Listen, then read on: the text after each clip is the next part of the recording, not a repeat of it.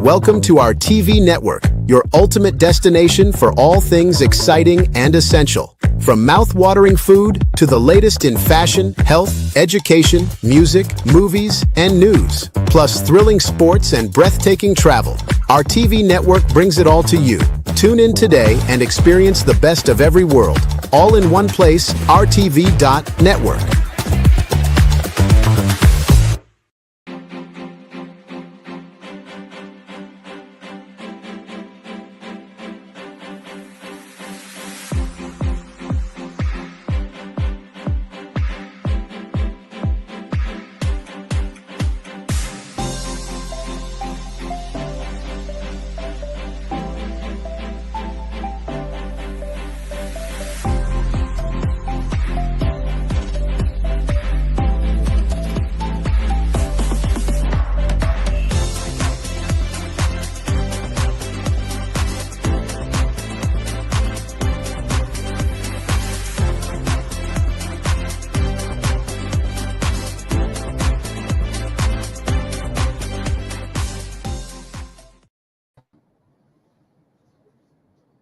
Hello, and welcome to Connect Caribe Report here on Kalaloo Alliance Media, our TV network. Our hosts and guests will be taking a deep dive on today's theme, Unlocking the Caribbean's Diaspora Through Innovative Tourism. It's all coming up here on Connect Caribe Report with my co-host, Ambassador Dr. Andre Thomas, CEO and Chairman of Creon Group, John Clendenin, founder of the IC Group, Chris Principe, publisher of Financial IT, and our guest, Andres Bojes, President and CEO of Irtife Group Inc., who will be my guest coming up in the spotlight. I'm Jennifer Hyland, your co-host here on Connect Caribbean Report, where we are bridging the islands, uniting communities, and unlocking new possibilities for the entire region. So stay tuned as we dive into these stories and innovations that are shaping the Caribbean's bright future. This is your front row seat to the next wave of regional transformation we are covering here on Connect Caribbean Report. And coming right up, I'll be joining Ambassador Thomas in Connect Caribbean World to chat with him about how he envisions Connect Caribbean Ferry Service is leveraging innovative strategies to strengthen ties with the Caribbean diaspora. So stay tuned.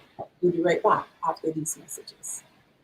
This is a Bloomberg Money Minute. Shares of Alphabet fell 7.1% after the company announced that fourth quarter revenue missed estimates as growth in its cloud business slowed. Both Microsoft and Alphabet have now missed on cloud numbers, with Amazon reporting quarterly earnings on Thursday. Waffle House has added a 50-cent per egg surcharge as the price of eggs continues to surge, with a dozen eggs now costing over $7 in the Midwest, around 7 times what it cost just 2 years ago. Nearly 104 million egg-laying hens have died due to bird flu since 2020. Cosmetics giant Estee Lauder says it plans to cut between 5,800 and 7,000 jobs in a corporate restructuring. Lauder is forecasting net sales to fall between 10 to 12% in the 3 months ending on March 31st. Nintendo has revised its full-year forecast down due to plummeting profit and revenue over the holiday period. Despite a decline in sales, though, the company's shares are at a new high as Nintendo is on track to release its Switch 2 console later this year. Dan Schwartzman.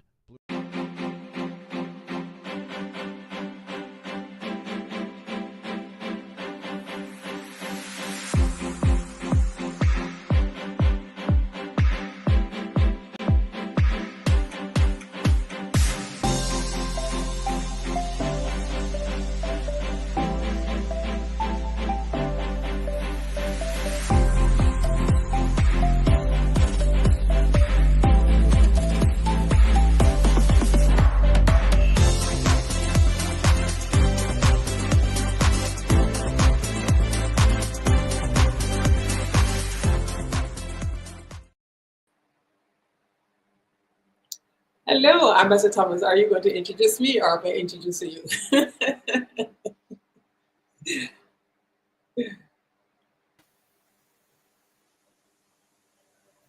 How are you? It's good to be in your world, Ambassador Thomas. I'm not hearing you.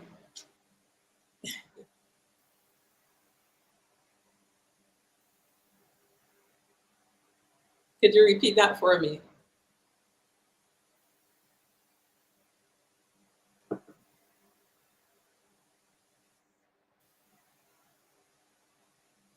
Are you there?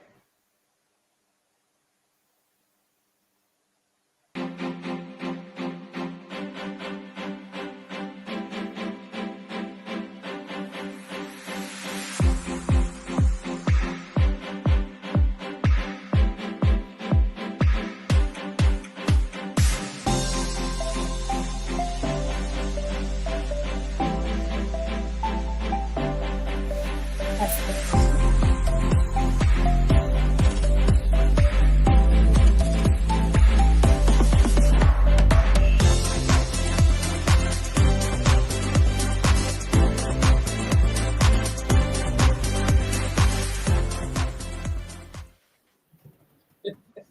were unlocking the sound. Are you there now? Yes, I am. Absolutely. Wonderful. I was saying it's good to be in your world, in that Caribbean world. Very good. Where you add to the Connect Caribbean world. Yeah. Okay. Well, before we dive in, I want to ask you, you're on the team here at Connect Caribbean.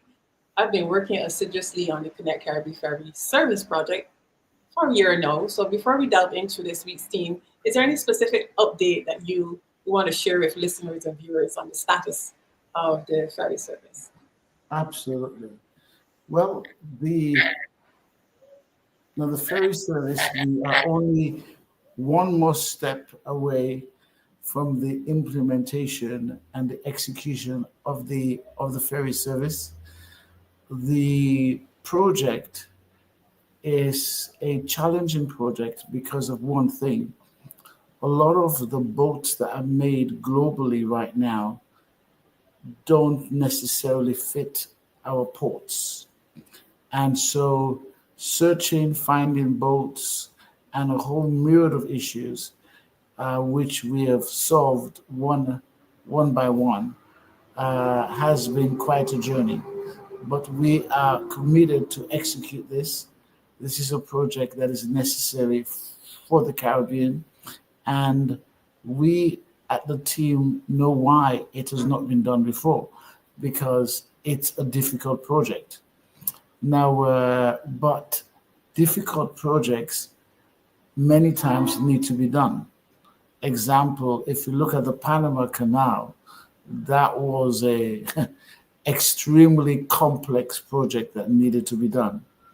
And but look at the value that it added to our hemisphere.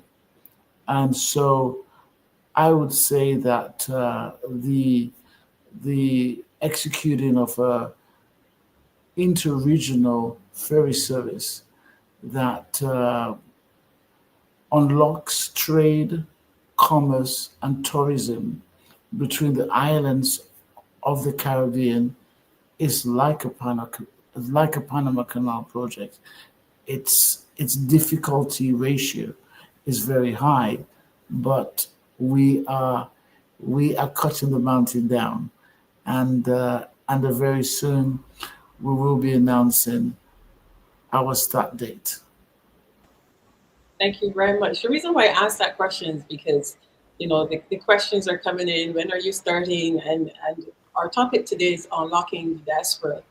And so a lot of persons have been querying and eager to get traveling. So thank you very much for providing that update. So while we're on the topic unlocking the diaspora through innovative tourism, as it relates to Connect Caribbean Ferry Service, how does the service plan to engage the Caribbean diaspora within its operations and its services? What are you doing in this regard? Okay. Now we believe that the Caribbean diaspora is one of the major constituents of our service. And we believe that the routes that we are going to be activating, that these routes would foster the Caribbean diaspora linking again with the islands. Now, we are going to be partnering with all the major festivals happening within the region.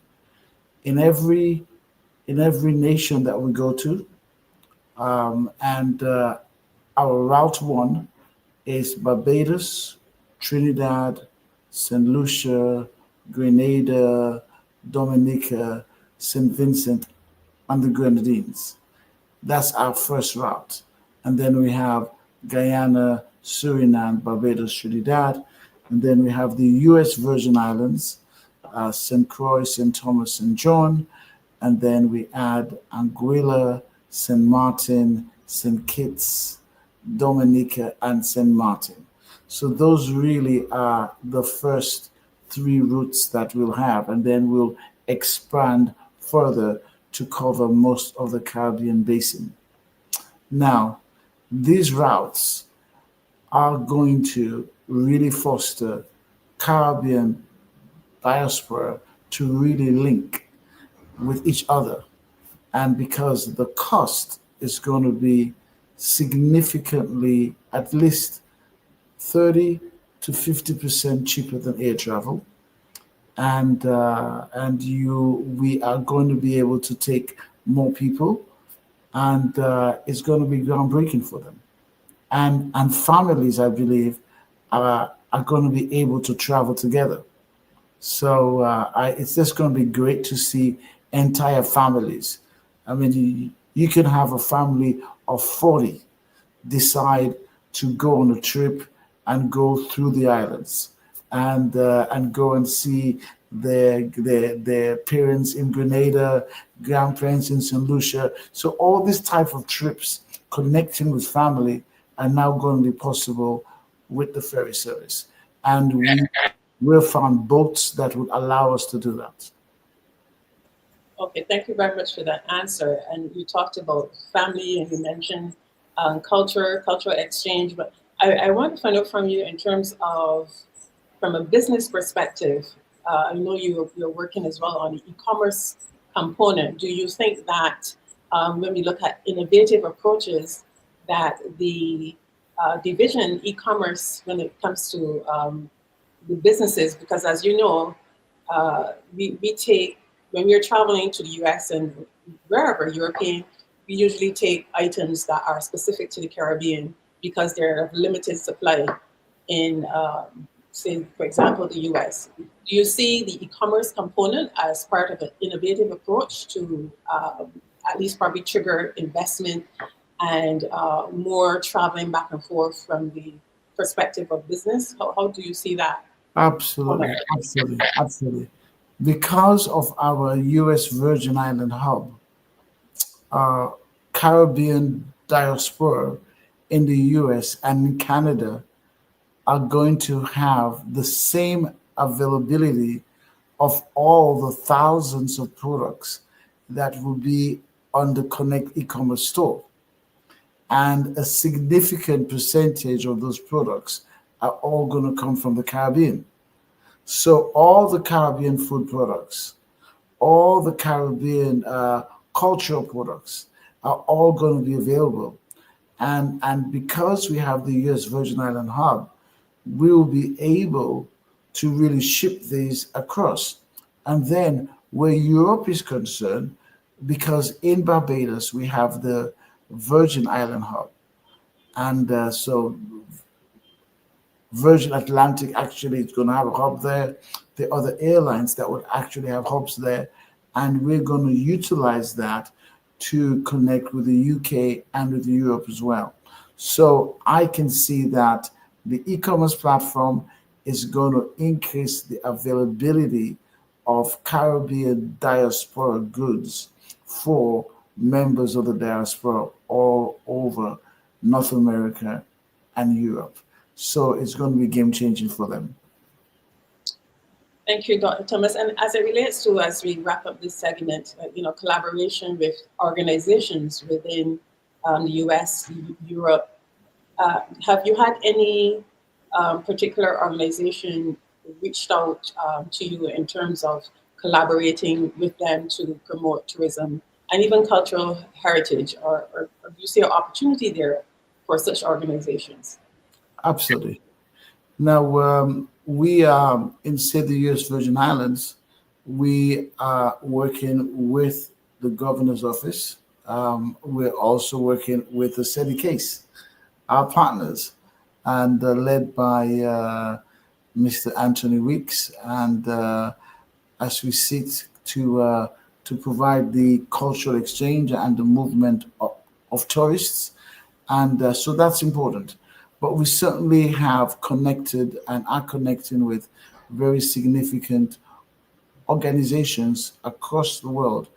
We've even We're even in contact with the Australian cricket fan team that wants to move thousands and thousands of Australian cricket lovers across the region. And it's my expectation that the boat will be underwater before they come. Wonderful. The future looks great there for Connect Caribbean Ferry Service. So thank you very much. Thank you for welcoming me to Connect Caribbean World. It was great chatting with you. So I'll let you sign me out, and we'll be back soon. So Dr. Thomas, you can sign me out, Connect Caribbean World. Okay, thank you. Thank you. Thank you. And Okay. we'll be right back after these messages. Coming up with John Clendenin and Chris Principe. They'll be connecting the dots here on Connect Caribbean Report. So stay tuned. We'll be right back after these messages. With the Bloomberg Small Business Report, I'm John Tucker, brought to you by Fidelity Wealth Management. The new Treasury Secretary, Scott Bessent, has shut down a wide variety of operations inside the Consumer Financial Protection Bureau. Bessent ordered that the CFPB stop all rulemaking, communications, litigation, and other activities. This according to an email to staff obtained by Bloomberg. A source inside the Bureau said the order appeared to shut down the CFPB altogether. All pending litigation was paused as well. The CFPB was set to appear in two cases before the U.S. Court of Appeals. In one, the American Bankers Association and other banking trade groups were attempting to overturn a judge's decision allowing the Small Business Demographic Data Rule to move forward. That mandates that financial institutions collect and report demographic information about small business loan applicants, including race, ethnicity, and gender of the principal owners. It's aimed at improving transparency in small business lending. And that's the Bloomberg Small.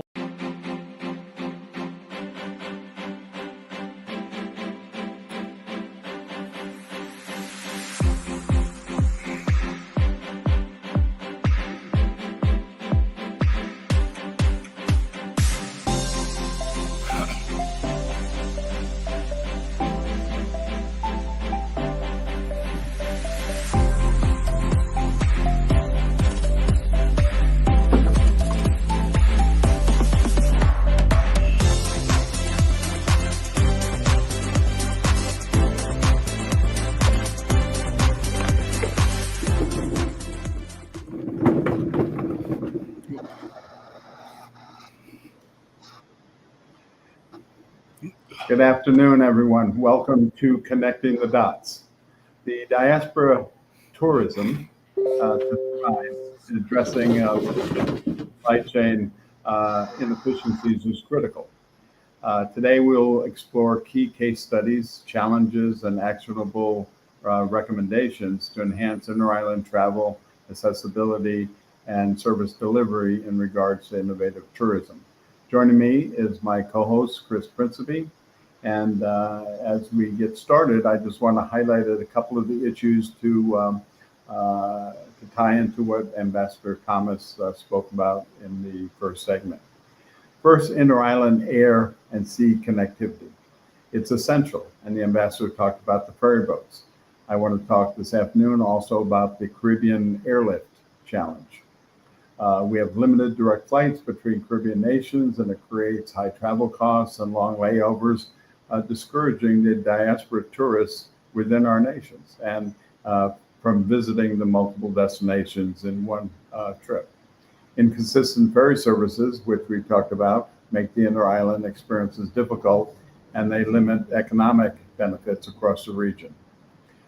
Then we'll talk about the cruise tourism and home porting, bridging the access in the diaspora, because we have tourists that come from outside of the Caribbean, but we want to explore connecting the dots internally. So the Caribbean cruise lines primarily serve these external tourists and have limited offerings within the diaspora market. High port fees, lack of efficient ferry terminals limit the seamless inter-island movement. So then I want to talk about sustainable tourism supply chains as it relates to local businesses. Heavy reliance on imported goods, food, crafts, materials increase the cost for the diaspora-driven cultural and ecotourism initiatives. So we have limited supply chain integration between local farms the artisans, and the tourist industry that reduces revenue retention within the region. We also have some key challenges as far as the infrastructure and the transportation bottlenecks. So these ferryboat and flight schedules hinder the tourism experience. The underdeveloped port facilities prevent seamless tourism growth, and the shipping costs for the supplies and the tchotchkes and other items that we want the tourists to buy are impacted by affordability and the local crafts, food, and merchandise. So we want to tore up the infrastructure challenges here in connecting the dots that the tourists face, the cross-border banking fees, as I segue here to Chris, and looking at how the customs and regulatory barriers, the clearance processes with customs, the non-standard licensing and taxation policies are all important things to talk about. So we have strategic recommendations to overcome those challenges, and we'll start with Chris and your perspective, please. Yeah, hi, John, and great to be here. I really was taken by some of the ambassadors' comments, and I know from personal experience sometimes how difficult it can be and expensive to move between island and island.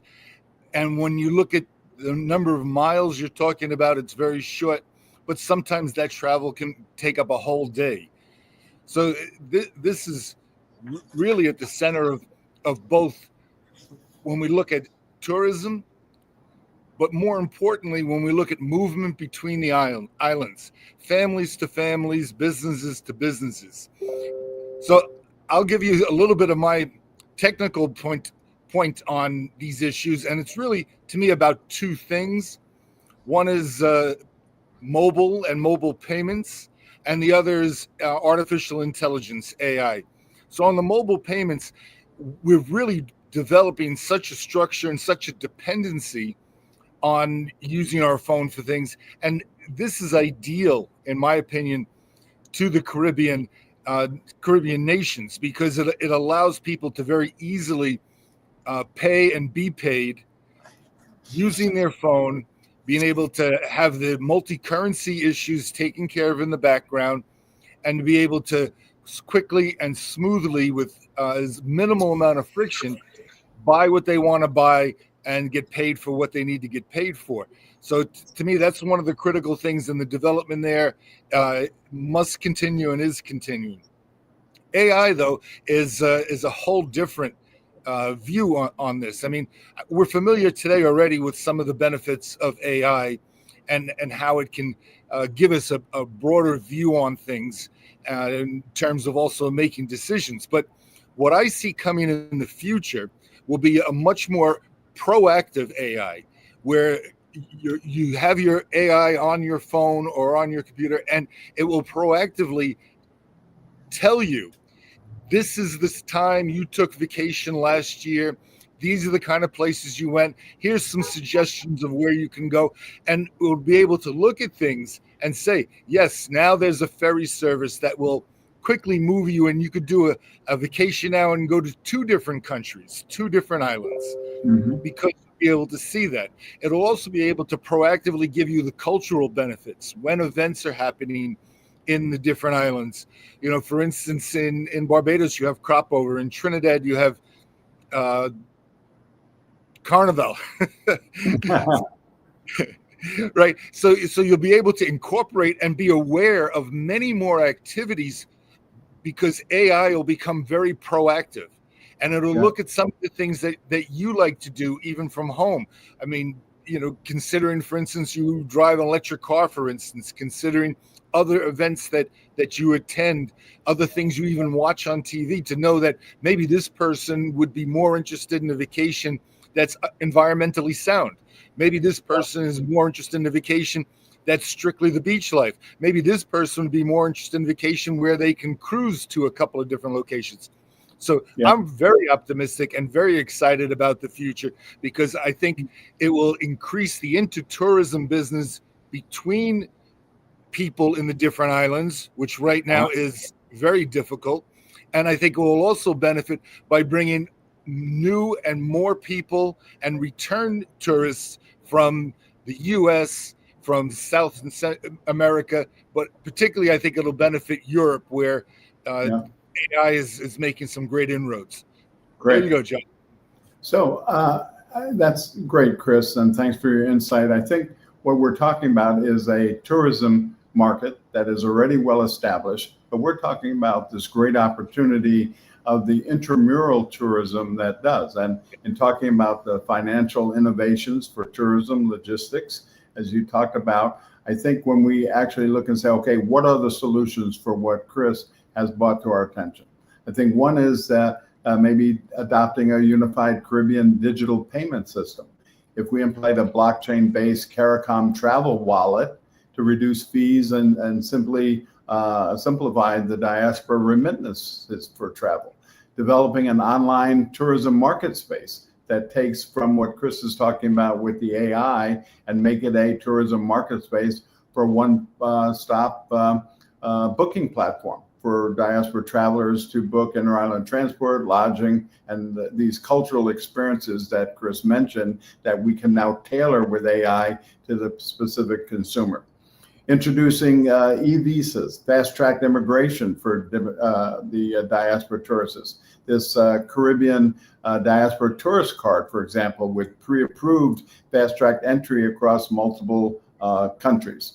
So when we look at what are these establishment of the regional distribution hubs with ferry boat services and the physical infrastructure, we're also talking about the financial impact of addressing this cultural diaspora of the banking desert, so that we can figure out how do we actually take those things and then take the MOU that Governor Bryant signed on October 23rd with the private sector that says we can make these things into a reality. So thank you, Chris, and back to Jennifer. You're on mute.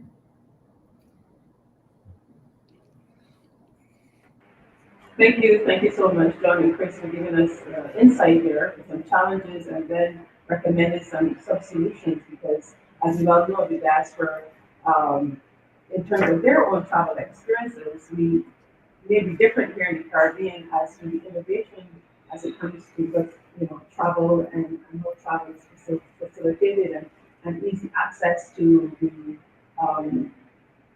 solutions in other countries. So it's about raising the bar and making sure that we are on par as we look to reach out to the diaspora and ready them to come even in the low seasons here in the Caribbean.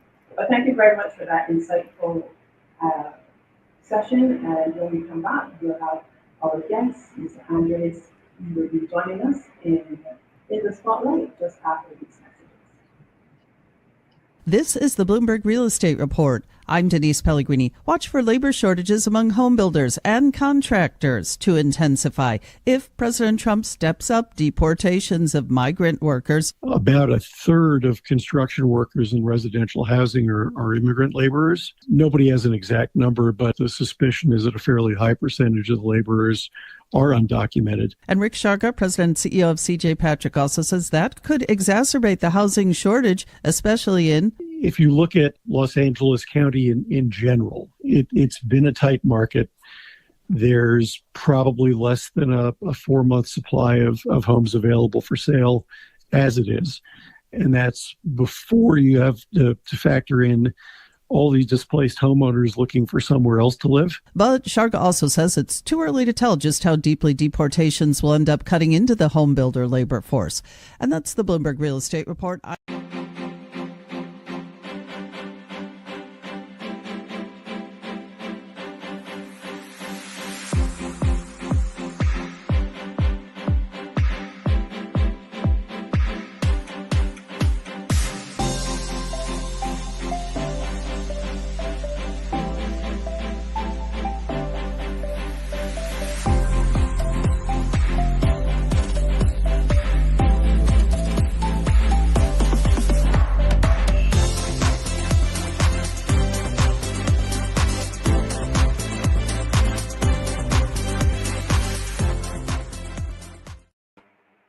Welcome back to Connect Caribbean Report. We are here in the spotlight, and joining me is Mr. Andres Ortiz. I hope I pronounced his name correctly. He's the president and CEO of Greater Bay Group, a company specializing in global services, hospitality consulting. He has over 25 years of experience in hospitality, banking, and marketing, including significant roles at Visa International in Miami and London. Additionally, he served as a director on the international board of SCAL International and Global Organization of Tourism Professionals.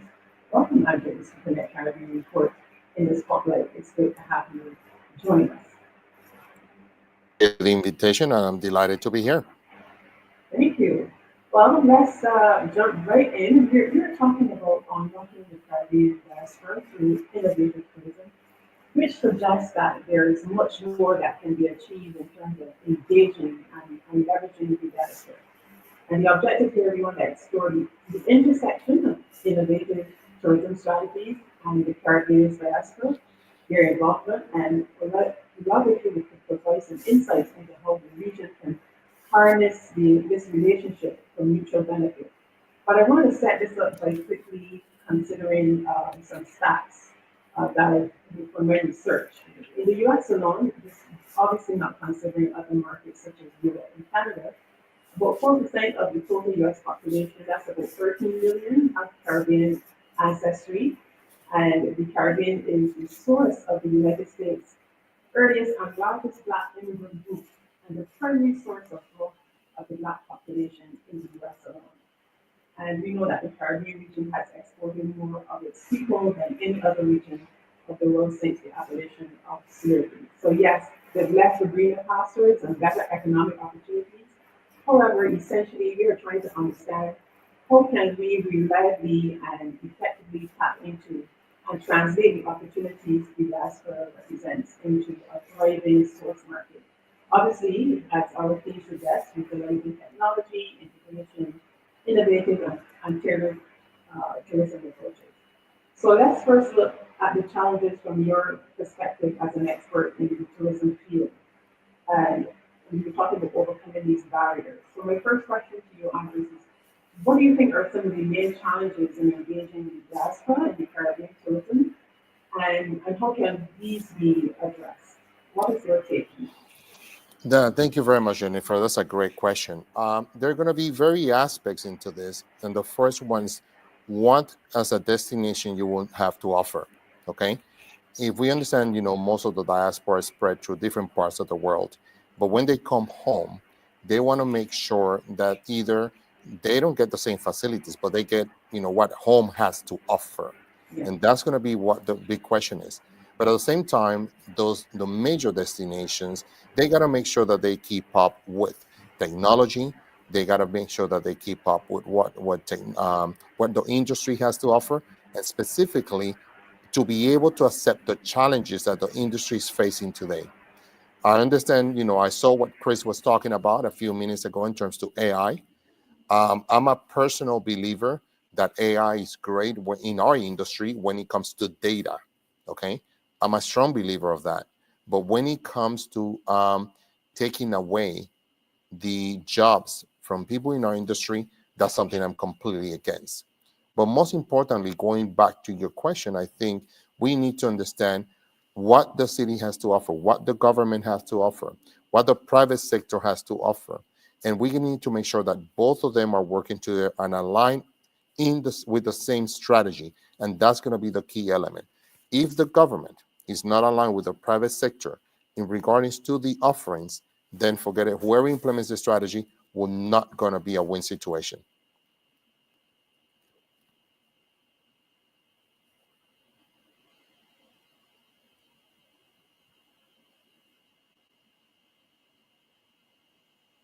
Yeah, thank you very much, Andres, for that response. I definitely agree with you there.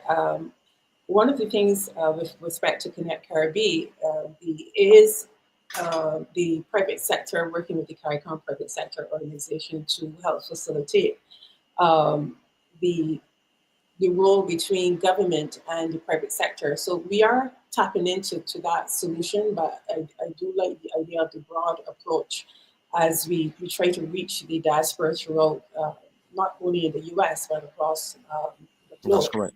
Yes. So, yeah, we're definitely touching on that. And thank you very much for that contribution. But in terms of understanding now the diaspora themselves and their role, I want to get your take on how you define the Caribbean diaspora and what unique contributions that they themselves can make in order to help leverage to look back into their home, their legacy here in the Caribbean, their lineage here in the Caribbean. How do you see the diaspora now when we take the solution to them? What are we telling them to leverage the region's tourism from their standpoint and their input?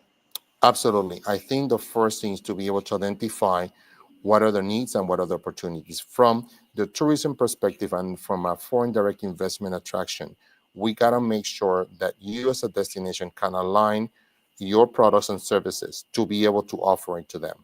And at the same time, be transparent in regards to the industry sectors within hospitality and tourism that you are lacking.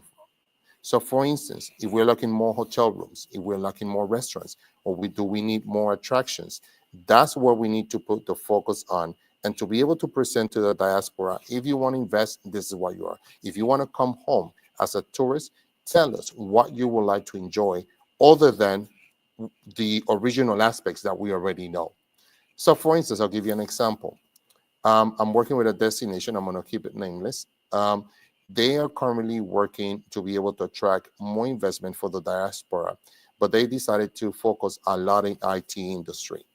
So they are working with them and they're putting all the facilities, and they have presented a plan to them, says, okay, we need more jobs when it comes to fintech, when it comes to health tech, when it comes to cybersecurity. These are the areas that we want to actually focus on to be able to assist us to be able to develop our tourism platform. Why all these three are important? For instance, if you want to make sure that they want to collect data, that's when AI plays a role. Cybersecurity, they want to make sure that when they use their cards, when they are exchanging data, they want to be using a secure platform. At the same time, they want to make sure that they are on top of technology. So when they run a transaction through a POS terminal, for a sales or for a restaurant, it will be actually done in record time, just like the same way they do it when they're back home. These are the type of things that they're, trying to focus on. Also, they're trying to say, hey, you know what? We need X amount of hotel rooms because, the demand has increased. But for us to be able to bring that demand in terms, what does the different destinations in their Caribbean will have to offer? We want to focus also just on the corporate travel. We want to bring more, small conferences to the islands. Do we want to bring more leisure market? These are the type of things that are going to be relevant for them to be able to make the investment and for them to be able to say, hey, it really makes sense to go back to my destinations and invest money. Thank you very much, Andres. And I want to, there's this thin line in terms of the development. Okay, you talk about cultural heritage tourism.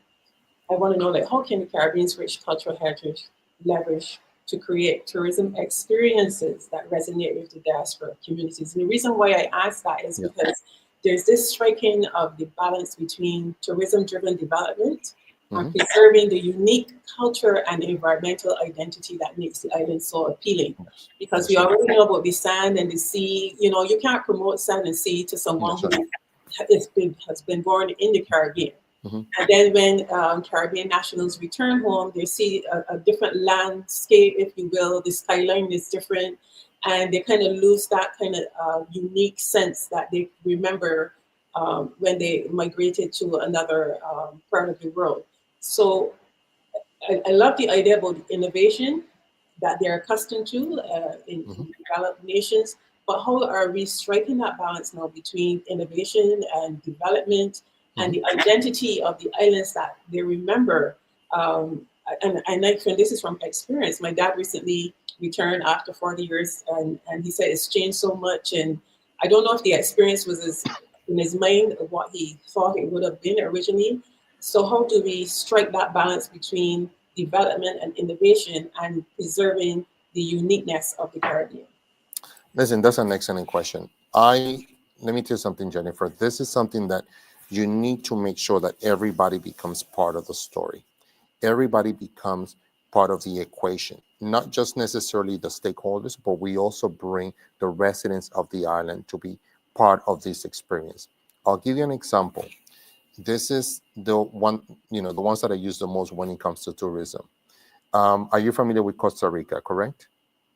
So Costa Rica developed a project many years ago. And one of the main phrases that it was part of the overall day-to-day street slogan was Pura Vida, means it's all about life. And they decided to make that into their own tourism slogan for the country. And they said, you know what, now we're going to make it into a national campaign where we will definitely include and involve every single member into our story. And they built a story into their own culture. So if you will talk to the cab driver, if you will talk to the immigration officer, you will talk to any resident walking down the street about, hey, can you show me where is the port? Where do I actually catch, can go and eat some fried fish? Whatever it is, they will tell you, and everybody end up with the phrase, Pura Vida, I mean, it's all about life. So what I'm trying to say here is to give them ownership of whatever campaign you decide so they can feel that pride, and they'll also become ambassadors of what you're trying to promote and to remain the culture and to give them the experience with the culture. That would also make a difference. Excellent. I do really love that idea of being a part and being Absolutely embedded in the story of your own country. I remember when, or a taxi driver telling you as they drive along, key areas that they can recall, and maybe even having there's a presidential library, maybe even have a Caribbean library so that you got can it. experience, capture videos of what it was like before it was developed. Mm-hmm. We're out of time for this segment, but I want to bring you back, Andres, as we come back in Connected Voices. Mm-hmm. Bring all the team back together and let's have a further discussion. Absolutely. On this. So we'll be right back. Thank you. The Connect Caribbean report right after these messages. Reimagine a world where the Caribbean is seamlessly connected, where our people, our cultures, and our economies move freely across the islands. This is Connect Caribbean, more than a ferry service. It's the heartbeat of a new era, an era where economic opportunities expand, where trade flows freely across our seas, and cultural exchange flourishes. We are linking businesses, empowering communities, and reigniting the hope for a truly integrated Caribbean. Together, we're shaping a brighter, more unified future for the Caribbean. Connect Caribbean, connecting our islands, our people, our future.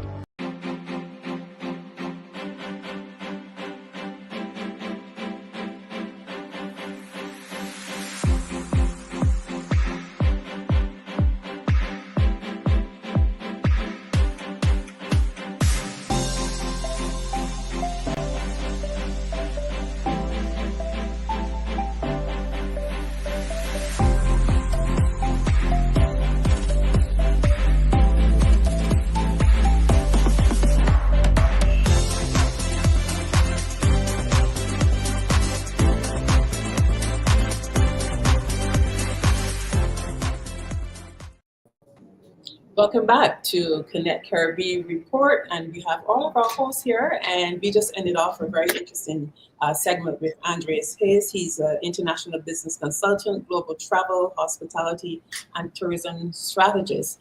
And we got the perspective of Ambassador Thomas at the top of the show, talking about, the focus coming up for Connect Caribbean, and we had John and Chris connecting the dots in terms of innovation and the effectiveness and efficiency when the diaspora is back here, having been accustomed to the technology in their particular region. And then we had Andres giving us the broad perspective of what we need to do as government and private sector to bring it all together.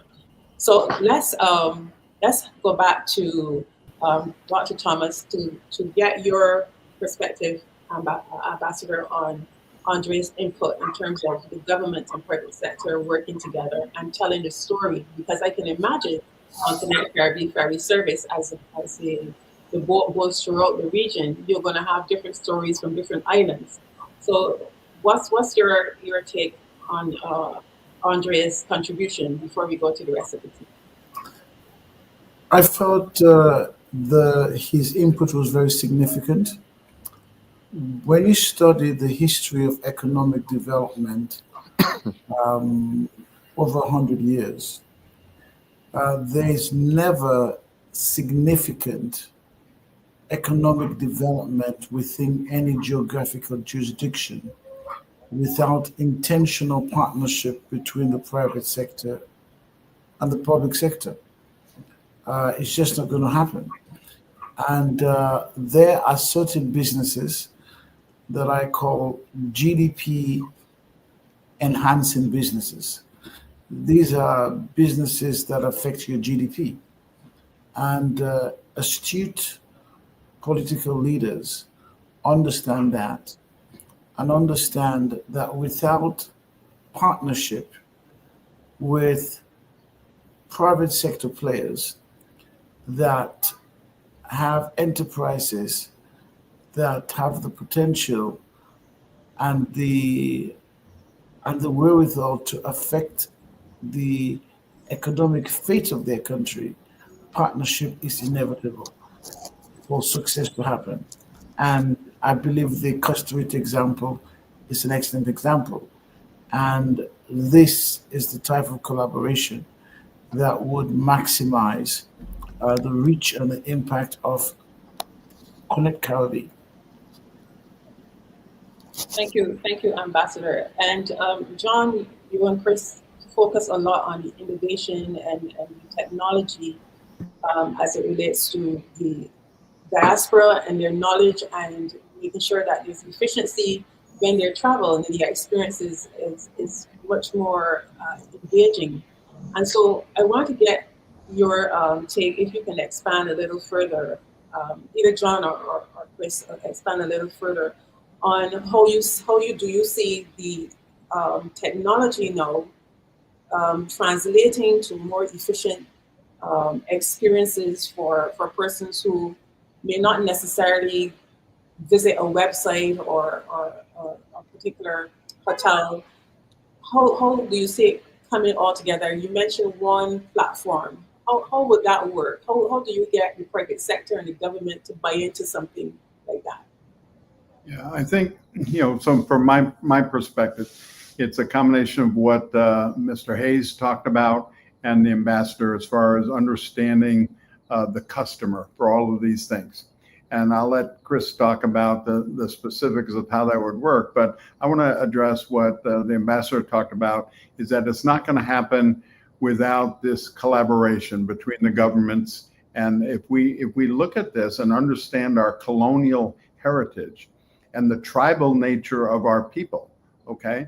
And we need to understand that when we're traveling internal, we want to be in touch with our people. So if we look at this big market, the big gorilla in the room, which is the United States mainland, we need to make it different for people coming back and seeing, I want to come and see where I'm from, which is a different type of tourism than people coming to experience the Caribbean from Europe or someplace else.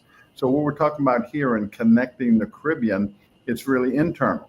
So we need unique customs and border patrol jurisdiction. We have to boost the tourism to pre-clear and have CARICOM goods and travelers, so we don't have to do that. We need a duty-free zone so that if you're from the Caribbean, you're not paying customs or duties on things that are inter-Caribbean, and that trusted traveler program. So we need a global entry system for the Caribbean and pre-approved diaspora travelers. We need to lose biometric technology to identify who are the people that are able to do this to reduce airport congestion and let people do multiple destinations on one trip if they're within our community. We need to launch this from a government and policy standpoint, this digital payment network in collaboration with things that we're doing in banking and take advantage of the Virgin Islands as this third border so that we can facilitate doing cryptocurrency on our current. The banking system is a bridge to the things that we're talking about. So having an investment fund that, like we're talking about with the Alexander Hamilton Fund. So there are specific things to unlock the diaspora wealth that was started with Governor Bryant and the MOU, but we need to expand that and get those agreements in place so that these specific things that Mr. Hayes talked about can be deployed. Chris? Yeah, thanks, John. I'm just going to make one point and one observation. And, first, to me, the brightest resource in all of these countries, in our region, are the people, especially the young people. And we're losing them. We're not retaining them. Most of them are digital natives. Unlike myself, who has to constantly learn, they're digital to begin with. And some of the obstacles that we see today, they will figure out. But the biggest obstacle that they have is the historic lack of cooperation between countries in the Caribbean.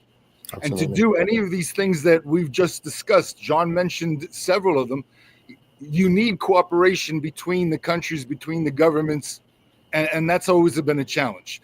Now, the observation I want to make is just in thinking about the ferry service that Ambassador Thomas is putting forward, for people coming in and visiting as tourists is one thing, but for people inside, just the idea of being on a ferry, being on a boat, being on the water, all these countries are surrounded by water.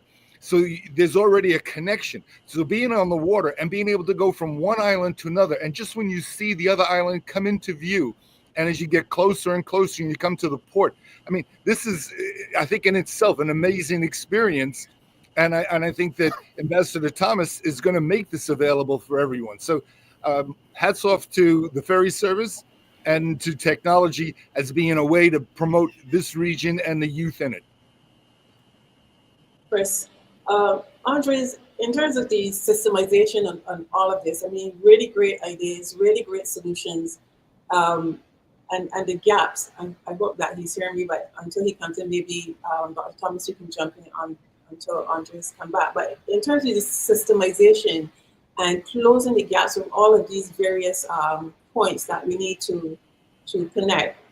Andres, are you hearing me? Because I'm I'm here. I do apologize. So, the internet connection is not the best where I'm located right now, so I apologize. Okay, understand. I was talking about the systemization of all of the various points that our host mentioned, the silos and making sure that we close the gaps to make this happen. Is it the private sector that's taking the lead? Because we also talked about policy and so forth. That takes a while to go through the system. And so how can we preempt all of that and start as a private sector to close some of these gaps to make sure that when we propose these ideas and market these ideas to the diaspora, that they're ready? How do we close the gaps and bring this all together, knowing that sometimes the policy and framework is going to take a little while to be implemented? Sure. I don't think it's just the private sector. This is something that, yes, the private sector can take the initiative. But like I said before, it's going to be bringing all those stakeholders together. You got to bring the local tourism office or the national tourism office. You got to bring the EDO or EDA, depends on the destination, how you refer to them. Because ultimately, if we start with an agenda that is not going to be supported by the other stakeholders, we're not going to advance. And the second thing I want to say to all of this is not just necessarily the diaspora. If you want to bring the diaspora just for an investment perspective, absolutely. If you want to make sure that they keep coming and they start encouraging from a leisure perspective, absolutely. But we need to separate it. What are you looking for from a strategic point of view? Are we going to be looking necessarily at a diaspora from an investment or diaspora from a leisure perspective? Are we going to be looking also to attract more leisure business? If we do that, what do we have to offer and how we're going to make it more easier for them? Like John just mentioned, let's talk about the younger generation. The first, and I was talking about this 3 days ago, the first thing they do as soon as they land is to turn on the phone and see if they can connect to Wi-Fi. That's the first thing they do, okay? And you see those signs where it says, telephones are not allowed in immigration halls. And they want to take the pictures. They want to go to the experience because that's the way they think. They want to record every single thing that they go through. So at the end of the day, what better ambassadors do we have than today's generation? But we have something to show to them. But we need to make it easier. So this is a domino effect. It not just starts by creating more attractions. It's just a matter of creating more attractions, but making it easier to be able that we have the infrastructure to be able to support those attractions. So it's a combination of multiple factors into that. It's just not just one. So that's why it's not a matter that I'm a strong believer. I know that is part of the solution, bringing the stakeholders together. And that's one of the things that we help them. And I've seen it many times in different cities and destinations that we have collaborated with. Yeah. I'd like to just, Andrea, just put one point, because I think it's important that when we look at those things in the young people, what I see here, when the young people come, they don't want a mug that says, I love St. Croix. They don't want that, because that mug is the same mug made in China that says, I love Puerto Rico. I love St. Lucia. Everything is the same. Absolutely. And it's the same their parents had. They want to take a picture of their meal, but they don't want another hamburger. They want to see chicken feet. They want to see oxtail soup and share it with everyone. So this is a very personal experience, both internal and also increasingly, I think, externally, that when visitors come to the islands, they don't want to come on a cruise ship and go to every single island and see the very same thing of those islands. They want to see our personalities, as absolutely talked about Costa Rica. So, and that's what I said at the beginning. We have to show what the islands have to offer, but we can. And I agree with you 100%. It cannot be the same. If you're going to produce the rum, got to be the best rum, and why you producing that rum, and you bring a story behind it. Yeah, because they love that story. All the rum is made in St. Croix, and then we give it to the islands, and they just private label it. So we need Barbados to be able to have their own rum, for example. Well, we can continue this discussion for another half an hour or an hour. So much to talk about. I hope that we get an opportunity for the upcoming summit that is being held in Miami to include this as part of the offerings there, because definitely there is a need to address this particular part of the Caribbean, expanding the Caribbean in terms of tourism. So definitely, thank you very much, Andres, for coming on and being a guest and lending us your perspective and solutions that you recommended. And we hope that you can come back at some point to talk further on this topic. But that's all we have for now. Thank you very much, Ambassador Thomas, Chairman and CEO of Connect Caribe. John Clendenin, he's the President and CEO of the IC Group, Chris Principe, publisher of Financial IT, and myself, Jennifer Helen. It was great being here with you. We look forward to seeing you next week, same time here on Connect Caribbean Report. Thank you for joining us. Thank you.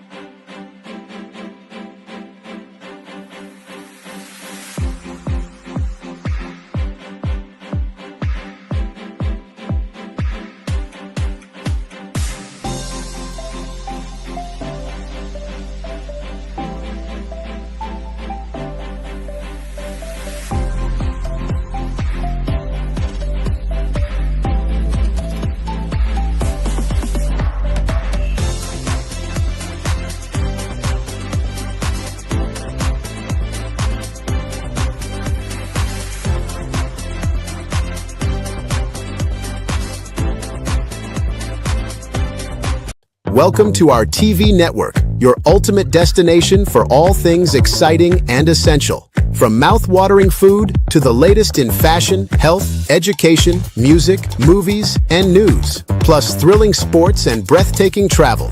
Our TV network brings it all to you. Tune in today and experience the best of every world. All in one place, rtv.network.